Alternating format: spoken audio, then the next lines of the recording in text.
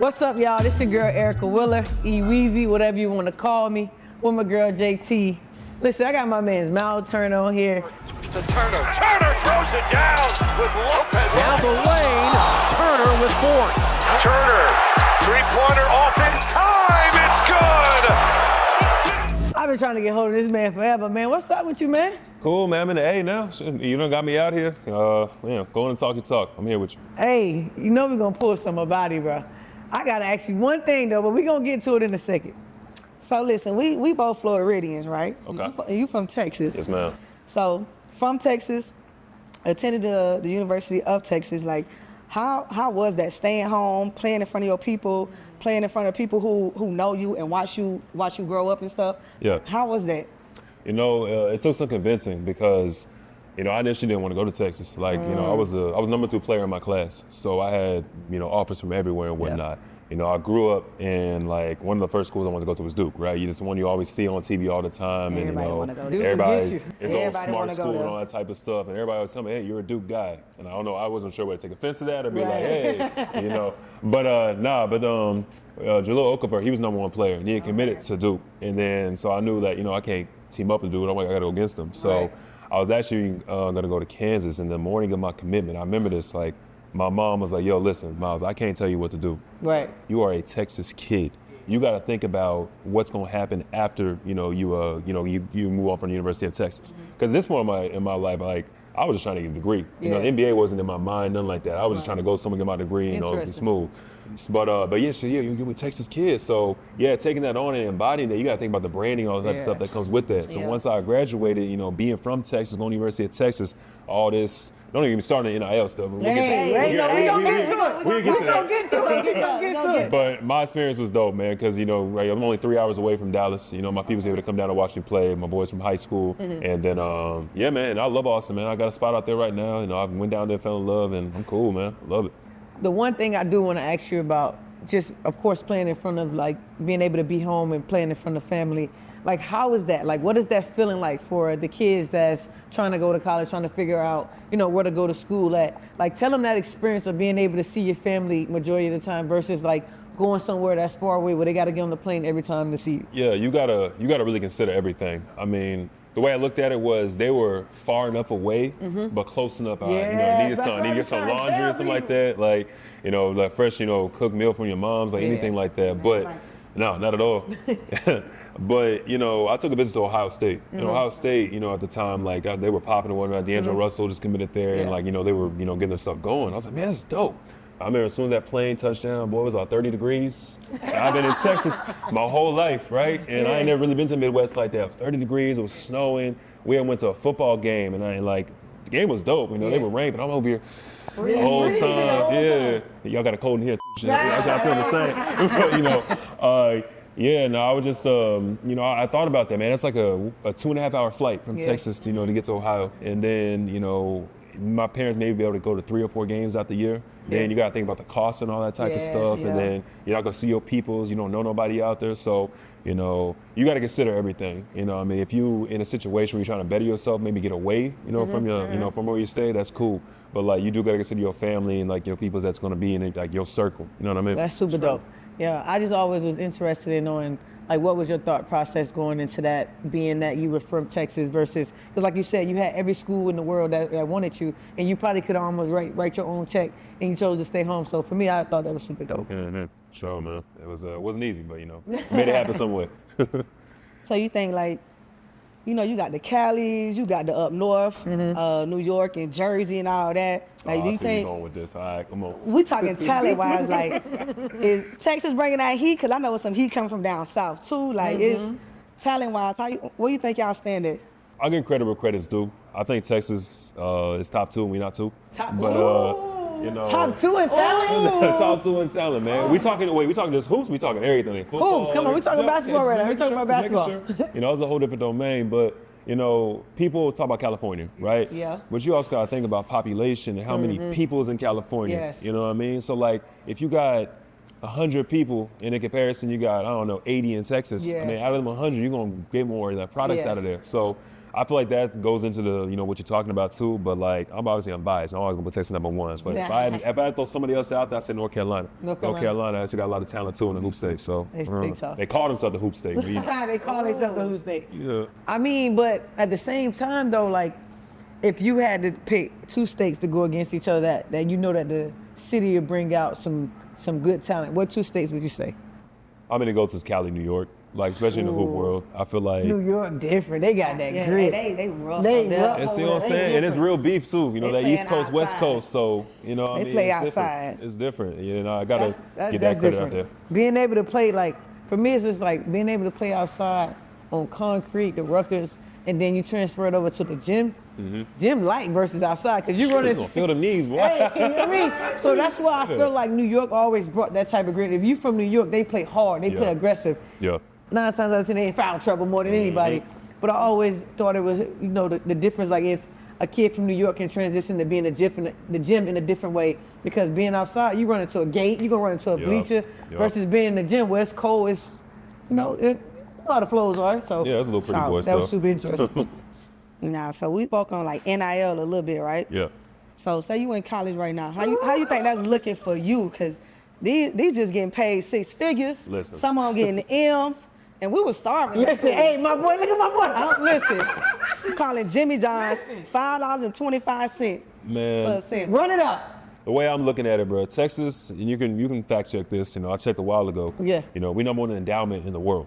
So if you think about everything that goes into that, all the money, all the boosters, all the people that put money into the Texas program, look at the Texas football. They're number 1 right now. Listen. You know what I'm saying? They have Lambos out there for their recruits, but go ahead. Come on, man. Like, and again, I was a number 2 recruit in the nation. So a lot of that goes into it as well. Like, you clean it up. I'm talking, I feel like in my position, I could have very easily got to, and this is like taking a milli plus, you know what I mean? Now what's crazy to me is these kids now, you can really, middle school, going into high school, start negotiating. Like negotiating, talking money. Exactly, they ain't even done nothing yet. Bro, that's what I be telling these kids. I said, when we was in school, we had a little Pell Grant, and if your family made money, you wasn't getting nothing. You know what I mean? But now these kids is literally sitting here hiring agents out of high school. Dude, you getting like money up front before you even sign with the agent, before you even go to the school, before one practice. No, you gotta give me a better number than $1 million. I think, in my opinion, if you number 2 in the nation,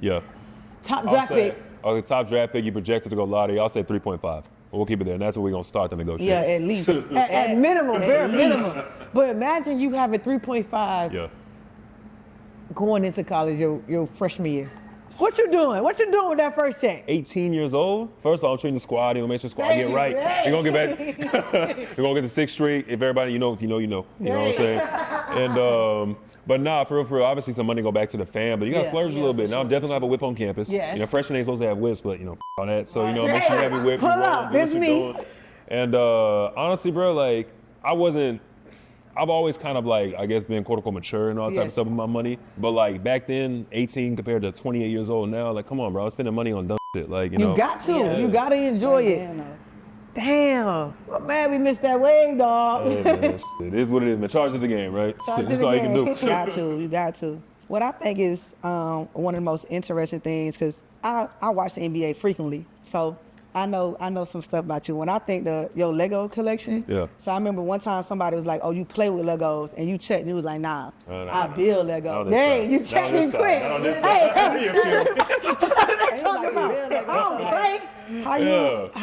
How did you get into that? Like, tell us about that. Yeah, I'd love to. So please tell me, because I went on Instagram and you built something that was like 9,000.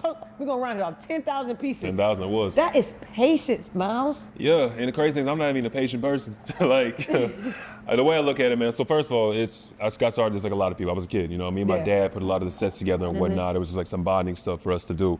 And then I remember, bro, I got to Indy and man, I was just bored. You know what I mean? I was in the crib, you can't really go nowhere. Like, you in your rookie year, so you're trying to lock in, so, if I'm not at the gym, I was at the crib and I just needed a hobby. And I had always kind of done it on the side, but then I really started putting them shits together. And I started doing puzzles as well, like 1,000-piece puzzles, 2,000-piece puzzles, like just trying to push myself to see what I can accomplish on my own. Right. Now, the whole Lego side of thing, like, and a big thing for the people that's watching is this huge thing. I'm gonna tell y'all right now. A lot of people say Legos. if you talk to people in the Lego world, it's Lego.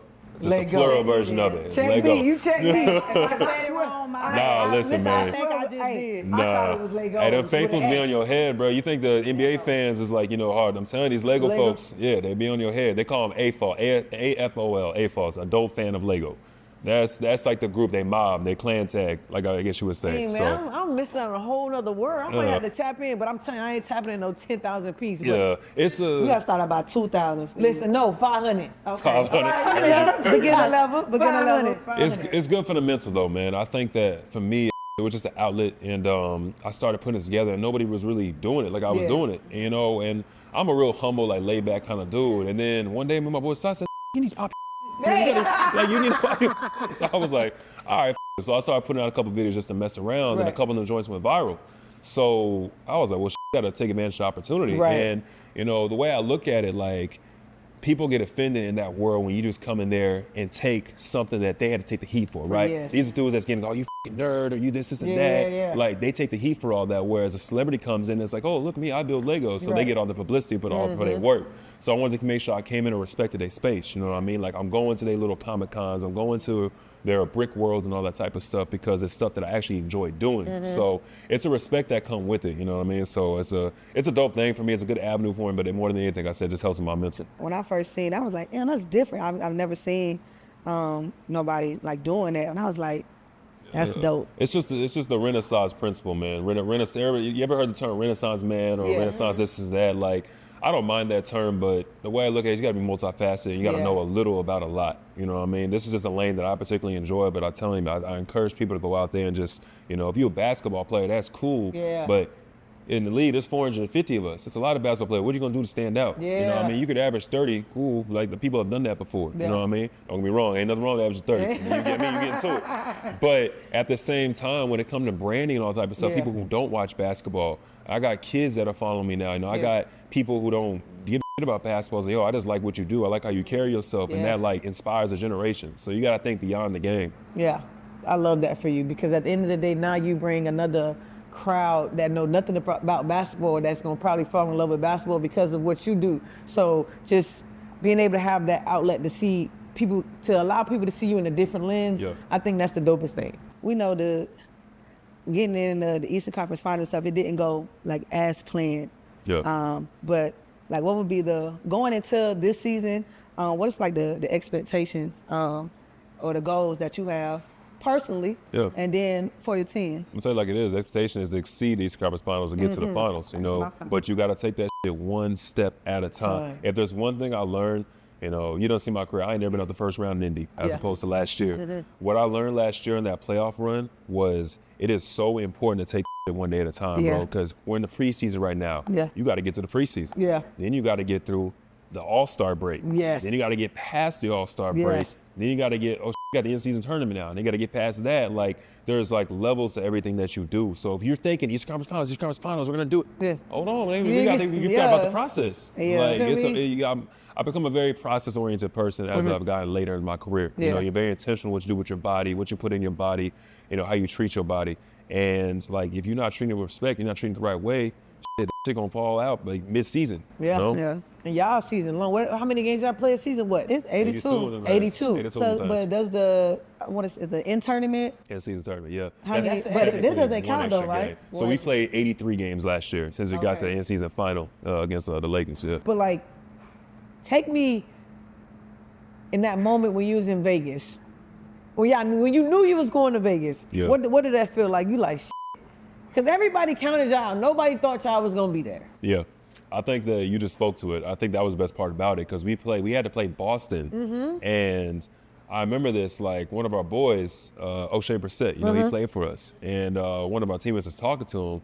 He said, oh yeah, we already got our bags packed for Vegas and all this type of stuff. And I was like, so they was expecting us coming here, kick our ass and, get on slots in Vegas. You know what I mean? So I think even hearing that gave us even like extra motivation. Yeah. You know what I mean? It's like, it ain't no walk in the park. You still gotta come to Gainbridge Fieldhouse. Thank you. You know what I'm saying? Like, and when it's I'm a gonna tell tough you, place it's to not play. easy playing in Cambridge. Hell I'm nah. gonna tell you right now. It's a tough spot. So yeah, when we beat them, it was that feeling of like, it's like, Yeah, I'm gonna do it with you. yeah. So you've been in the league 10 years.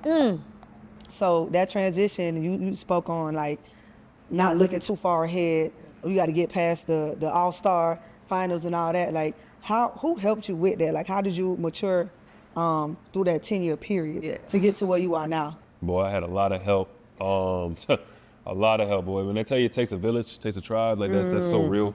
I mean, you got to start with, the birthright. And my parents, man, like they sacrificed so much, bro, just for me to even have a chance, like a glimpse, an opportunity. I think that, my dad, he's someone that worked the night shift, especially a lot of my teenage years. So I didn't get to see him as much as opposed to just hoops. He'd be at my practices, he might be at my games, but around the house, like, not there. It's a sacrifice. My mom, shit, I'm the oldest, but I had 3 other sisters with me. So I come from a household of women. So she's having to hold it down, and you know how it is with women. Just like it's a lot of emotions. Yeah, there's a lot of emotions. I know you got cursed out a lot. Yeah, we only had 1 bathroom. So that it made it that worse. But like just I gotta give credits there. I have my little sisters, obviously Maya, Bettina, and Alyssa. They were there for me like through it all. We took road trips. We driving from Texas to Minnesota, Texas to Cali, Texas to Vegas, Texas to Florida. We driving everywhere because it's too, it's expensive to fly. So, but we had no bread like that. And like one thing I'll give my parents credit for, bro, they ain't never take no bread from nobody. Nobody, bro. When it came to this college, when it came to these agents, all the under the table shit, they said that ain't gonna be us. That ain't gonna be this family. Because that shit's gonna come back to get you, whether it's 5, 10 years from now, it's gonna come back to get you. So we never took no bread. So they got me right. And then, as I started getting into the league, I had to form my circle. It's Taylor Wilson, Lavelle Page, Shepard, Tima Dumas. Like, that's my team, man. Shout out to Velt. That's my boy, man. But yeah, that's my team right there. Those 3 right there keep me going. And people will just look at like a Taylor or a Velt and say, oh, they're the homeboys, man. They're the homeboys. Yeah. Hold on now. No, hold on. Like, there's a lot that goes into this life. Like, bro, like without them, I wouldn't even have my head on straight in a sense. It's like, yo, hey, Myles, you got to make sure you wake up, you're going here today. You got to make sure you send a text here. Hey, make sure you post this here. Velt's booking shit 3 months in advance for me. Taylor, like, is doing shit like even this is the little stuff that you don't even think about, like taking my laundry to the dry cleaners, making sure, my room is picked up. Right. Like, they do everything around the house for me. So all I have to worry is just about his hoops. You know what I mean? And like, you think about this as a man at that, how you have to put your ego to the side to go make another man's bed or go do another man's laundry. Like, that's the stuff that goes unchecked that people just don't really speak on or think about. It's like, oh, I know the homeboys, they living good up under him. Like, nah, everybody in my team work. And one thing that I really stand on is that everybody does what I do. When I do my summer workouts one night in the weight room, we all in the weight room together. When I have to go to my yoga and all that shit, we all do it. So Velt doing yoga with you? Yeah, Velt be getting to it. Nah, he be doing hit yoga. See, Velt an animal, dog. I'm not gonna lie, he work out 3-4 times a day. But damn, hey, bro, I might have to see what that's like. Let me tell you, I might have to tap into that. 3-4 times a day is different. Yeah, and then of course, as of recent, I got my lady. She keep my head on straight. Named Asia McLeod. Shout out, love you, baby. You know what I'm saying? Oh, shout out to you. I'm gonna get another one too. But she like we touched on it earlier. When I go through 7-8 hours of the day, I have to put on a different persona, and I come back home and now I can be myself. You know what I mean? She see the purest version of me, and not everybody gets to experience that. So, there's a lot more people down the line I can name, like Coach Slim Roberson. He's call him Slim Ken. He was my first trainer. Coach Sean Williams, first AAU coach. Coach Fest right now is my trainer. Like I said, it takes a tribe, but it's a lot that go into this work. So you would say, if you had to choose a word or a verb, or however you want to say it, is keep your circle tight. Yeah, I mean, okay, I'll speak on that because I feel like because when you 10 years in, you done met so many motherfuckers along the way, whether it's from people from different teams, whether it's players that's on your team, like you traveling all over the world, you doing marketing, you doing fashion, you doing all these things, you meet all these people that can just gravitate in your circle, and your circle can be like this, but your circle's still small. So we'll take it back to school. If you remember when we was learning about the earth, right? Yes. You got the core. Yes. Right? Then you got what was like the inner core. Then you got the outer core. Then there's something else. And you got the mantle, all that type of the crust, all that type of shit. That's kind of how I look at my life. Your core, it's only gonna be about 2-3 people in that core, like my immediate family. Then you got your inner core, that's your team. You got your outer core, that's what you do business with. That's your agents, that's all type of stuff. Hey, keyword, business. Business. Come on. As you get in this league, you'll realize that like a lot of your relationships become transactional. Yes. It's unfortunate, but it's part of what comes with it. And then you got your mantle, everything that's ever flowing and whatnot. Yes. And then you got your crust, and that's every on social media, like around when you just walking down the street. You know, it's what it is. So let's get into this drip. Hot too. Come on. Do you have a stylist? Like, look, what make your style unique and different from others? Talk to me, cause you know I'm on your with this, man. So now I'll tell you what it is. So for the longest time, I used to hate on that had stylists. Yeah. I was like, you can't think for himself. You know what I'm saying? Like, you gotta be like taking direction from people, putting you in monkey suits, and like I had a really bad negative connotation towards it. So I didn't care. My first 7 years in the league. I'm telling you, because I'm trying to figure out. I just told you before we got on. I said, damn, you done turned up after 3 years. Like, what's up? So my first 7 years, I didn't really give a shit wearing Nike tags. I was wearing real graphic tees, you know, whatever, stuff like that. And then I started taking more serious, just like the fact that we are our own CEOs, you know what I mean? We are our own brand. So I worked with a stylist my first year. His name was, or my 7th or 8th year. His name is Ian Pierno. He the one that does a lot of stuff with league fits and whatnot, right? And I didn't understand his vision at the moment because he had me wearing the craziest shit, dog. Like, there was a whole bunch of shit that I was wearing that went viral, right? I had the ass long green, like little shit. I'm wearing like these blue Raf Simmons sweaters and shit, or gloves. He had me wearing all this crazy shit, and like I wasn't really fucking with it. Yeah. But then I finally got the ideology. I gotta give a shout out to Ian too. Like, I get it now, bro. Bro, like you gotta get you can't just like knock it or you gotta slam the fuck in. You know what I'm saying? Kick that bitch through and then walk on the door wearing too. all this crazy shit, bro. Like, people gonna talk shit. It just comes with it. You know what I'm saying? But then you have the other side of people. It's like, oh wow, well this is different. Yeah. Or, oh no, I haven't seen this before. This isn't that. So either way, both sides is talking about Myles Turner. It don't matter to keep your name up there. So now, after you do all that crazy shit, I went to Italy and I went to a fashion week for the first time. Yeah. And again, I used to like clown. I went to fashion weeks. Look at these guys out here playing dress up. Like that. Like, I used to clown because I didn't get the vision. Yeah. And when I saw that for myself, bro, it changed everything, bro, because I felt so fucking powerful out there. Like, any room I stepped into, I knew I was putting that on. Yes. My confidence fucking rose through the roof. And I started getting more respect, like just from people out like in this, in the whole fashion industry itself. They started taking notice. So I had always dressed like, when I was in school, like preppy. Like preppy was like my go-to look. It was an easy look for me and all type of stuff. Chuck Taylors and a whole bunch of like, you know, regular shit. So I realized you gotta be, same thing on my life. The same thing I look at basketball and stuff, you gotta be versatile. Yes. You know what I mean? I'm a pick and pop center, you know what I'm saying? Like I shoot, I handle, I do a little bit of everything. So I said I gotta take that into my fashion as well. It has to embody who I am as a person, who I am as a player. I got an easy 5 questions for you, just right off the dome. Okay. Off the dome, man. First Off thing the that dome. come to mind, put it out there. All All right, it's only 5. Okay. Cowboy hat or cowboy boots? Cowboy boots. Okay. Favorite Lego build that you made? Probably that Titanic. Yeah, Titanic. out there, yeah. Favorite player growing up? Dirk Nowitzki. Dirt. Yeah, Dallas. Ooh. Favorite road city to play in? Oh, Dallas is biased. We ain't gonna say that. You can't say Dallas. Yeah, I'm not gonna say Dallas is biased. First one that pop up, I'd probably say Miami. Yeah. Oh, that's up. Who the GOAT? Oh, shit, my GOAT's Jordan, bro. It's just generation. GOAT is, listen, bro, I love that debate because GOAT is such a generational thing. You know what I mean? Like, there's people now that's saying Paul George the GOAT. You know, I get big love to PG. That's my vet. But you know what I'm saying? But like the younger kids in the you were saying he the GOAT. You know what I'm saying? But people we ain't watched Jordan play. You know what I'm saying? Before our time. I ain't shit. We just know about his shoes and we gonna put them on. Exactly. Right. So I mean, it's definitely a generational thing, I would say, when it comes to the GOAT conversation. But for me personally, it has to be Jordan. It's because of what he did to the game. Yeah, you know what I mean? he definitely changed the game.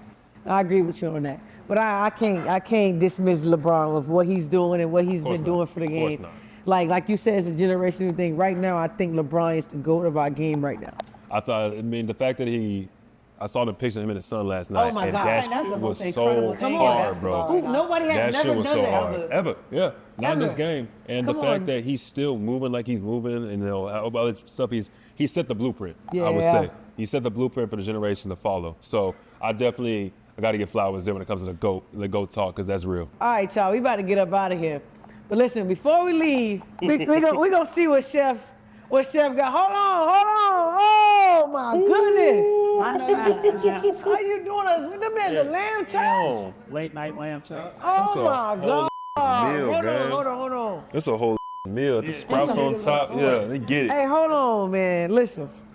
Get that. Hold on, man. We ain't. Thank you. I You ain't had to asked cook out for with all it, this. David. Come on, you had the cookout legs Hey, going. listen. Close together now. Cliche wine and tappers bar. Come on, baby. Hey. Hey, Chef, what we got right here? You got the honey balsamic, late night lamb chops. Late night lamb chops. The cliche way. Come on. I'm not gonna waste no time. dog. Listen, let me I'm see about what to I get hit up like. in You there, got it, bro. partner. Let me see. You got it. Top a little baby broccolini with a Gouda mash and cheese. Gouda mash and cheese? Mash and cheese. Mash and cheese? Not mac and cheese. Mash and cheese? What sauce it is on top? How you glaze that? You know, do a little honey, little man. house-made sauce. You know how we, you know, cliche way, the cliche sauce. Heard you. All right. Oh Keep it my all secrets God. out there. Hell yeah, chef, for real. Hey, we gotta go. Yeah, chef. We gotta go. We gotta finish this. We gotta go. All right. Listen here. While y'all continue eating, we gonna wrap this up. I got to get my phone. Hey. Hold on. Listen, you ain't even gotta say nothing. Listen, shout out to my boy Myles Turner for coming through. Make sure y'all check my boy out this season. Hey, we got high expectations for you. So make sure y'all check my boy out. Listen, man, I'm super proud of you. If I never told you before, I'm super proud of you. I know you got food in front of you. You don't even gotta speak. I just wanna give you a flower. I'm super proud of you, man. Thank you for stepping in and, chat with me and my co-host JT on Easy Buckets with Erica Willer, man.